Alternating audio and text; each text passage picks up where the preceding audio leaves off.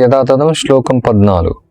తతః శ్వేతైర్హయైర్యుక్తే మహతి స్యందనే స్థితో మాధవ పాండవాచ్చైవ దివ్యౌ శంఖో ప్రదద్మతు. ఎదుటి పక్షమున తెల్లటి గుర్రములతో పూంచబడిన మహారథమున స్థితులైనట్టి శ్రీకృష్ణ భగవానుడు మరియు అర్జునుడు తమ దివ్య శంఖములు పూరించిరి.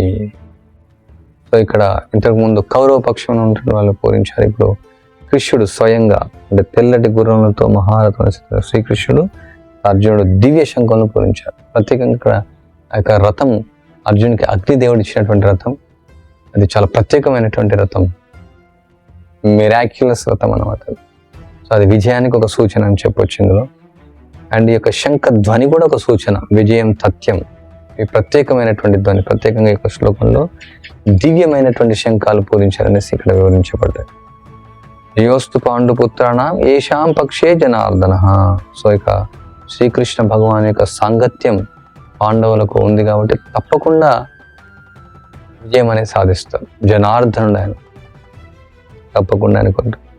సో ఆయన ఎప్పుడు కూడా లక్ష్మీదేవి అంటే ఎక్కడ భగవంతుడు ఉంటాడో అక్కడ లక్ష్మీదేవి ఉంటాడు, ఎక్కడ నారాయణుడు ఉంటే అక్కడ లక్ష్మి ఉంటాడు. లక్ష్మి అంటే విజయం తథ్యం.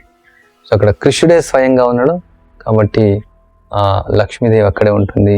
విజయం తథ్యం అనే యొక్క శ్లోకం సూచిస్తుంది. సో మన నిత్య జీవితంలో కూడా మనం ఈ యొక్క శ్లోకం ద్వారా నేర్చుకోవచ్చు. మనం భగవంతుని యొక్క సాంగత్యంలో మనం ఉన్నామంటే, భగవత్ సేవ మనం చేసామంటే, భగవంతుని యొక్క నామరూప గుణాలతో నిమగ్నం అయ్యామంటే మన జీవితం సార్థకమవుతుంది, విజయాన్ని మనం సాధించవచ్చు. ఎప్పుడైతే మనం అధర్మపరులతో సాంగత్యం చేస్తామో మన జీవితం విఫలం అవుతుంది. సో అదే నిజమైనటువంటి విజయం, భగవంతునితో సాంగత్యం చేయడం. తప్పకుండా మనం విజయాన్ని సాధించవచ్చు. హరే కృష్ణ.